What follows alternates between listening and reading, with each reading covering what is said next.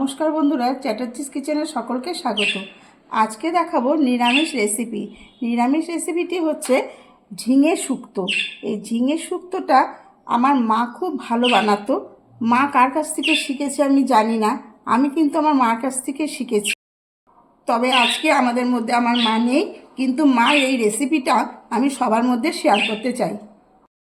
আপনারা দেখতেই পাচ্ছেন, দুটো ঝিঙে নিয়েছি, কিছুটা ডাল আমি ভিজিয়ে রেখেছি, একটা কাঁচা লঙ্কা, আর আগে থেকে 1 চামচ কালো সর্ষে আর 2 চামচ পোস্ত আমি ভিজিয়ে রেখেছিলাম, সেটাকে আমি পেস্ট করে রেখে দিয়েছি। আমি কিন্তু মটর ডাল ভিজিয়ে রেখেছি, মটর ডাল দিয়ে না করলে ভালো হবে না। আমার কিছুটা গরুর দুধ লাগবে। এই গরুর দুধ কতটা নেব রান্না করার সময় আমি দেখিয়ে দেবো। আশা করি প্রথম থেকে শেষ পর্যন্ত আপনারা ভিডিওটা দেখবেন আর পাশে থাকবেন। ঝিঙে দুটো কিভাবে কাটবো সেটা আপনাদের একটু দেখিয়ে দিচ্ছি। দুই দিকে গোটাটা ভালো করে কেটে নিচ্ছি, তারপরে ছাড়িয়ে নেব।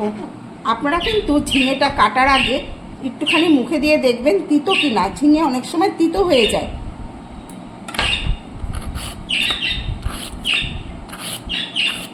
এইভাবে আগে কেটে নেব, তারপরে মাঝখান দিয়ে আবার কেটে নিচ্ছি। এইভাবে আমি দুটো ঝিঙেকেই কেটে নেব। ভিজিয়ে রাখা মটরের ডালটা এবার পেস্ট করে নেব। ঝিঙে শুক্তো বানানোর জন্য আমি সর্ষের তেল দিয়ে দিচ্ছি, কারণ বড়াগুলো ভেজে নেব। ভিজিয়ে রাখা ডাল বাটাটা আমি সামান্য একটু লবণ দিয়ে নিলাম। এইবারে আমি খুব ছোট ছোট করে ভাজবো, যেহেতু শুক্তোই দেব, খুব ছোট ছোট করে ভাজবো।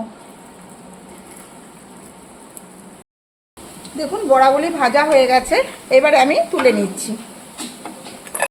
বড়া ভাজা তেলের মধ্যে একটা শুকনো লঙ্কা আর একটু রাঁধুনি আমি ফোড়ন দিয়ে দিচ্ছি।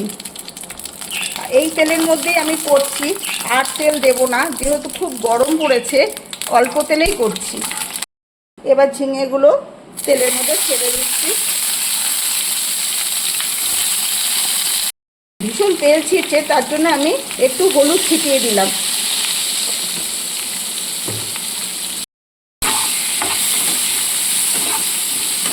আর হলুদ আমি দেবও না, এইটুকুনো হলুদই থাকবে, এটা একটু সাদা সাদা মতোই হবে।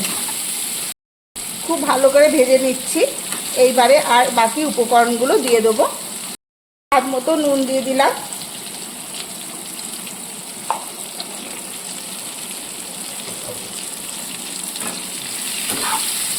আবারও একটু নেড়ে নিচ্ছি নুন দিয়ে। সামান্য একটু জল দিয়ে দিচ্ছি, যেহেতু একটু দুধ দেব। স্বাদের জন্য দিচ্ছি আখের গুড়। একটু গুড় দিয়েছি বলে নেড়ে নিচ্ছি। এবার একটু একটু মনে হচ্ছে সেদ্ধ হয়ে গেছে। এইবারে সর্ষে পোস্তটা, একটা লঙ্কা দেখিয়েছিলাম, সেই লঙ্কাটা এর মধ্যে আমি বেটে নিয়েছি।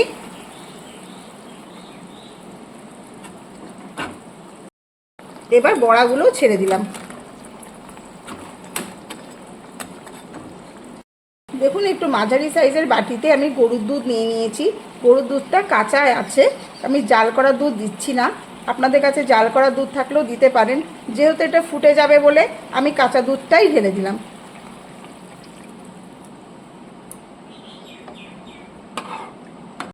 মিডিয়াম আছে 5 মিনিট আমি ফুটিয়ে নেব, কিন্তু দেখবেন যাতে তলায় না লেগে যায়। ঝিঙেটা খুব ভালোভাবে সেদ্ধ হয়ে গেছে, গ্রেভিটাও হয়ে গেছে। এবার আমি নামিয়ে নেব। ঝিঙে শুক্তোটা সম্পূর্ণভাবে তৈরি। আশা করি আপনারা সম্পূর্ণটা দেখেছেন।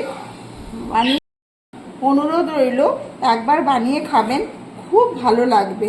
নিরামিষ দিনে খুব ভালো খাবার এটা। আজ তবে আসি, আবার আগামীকাল আসবো আর একটা রেসিপি নিয়ে।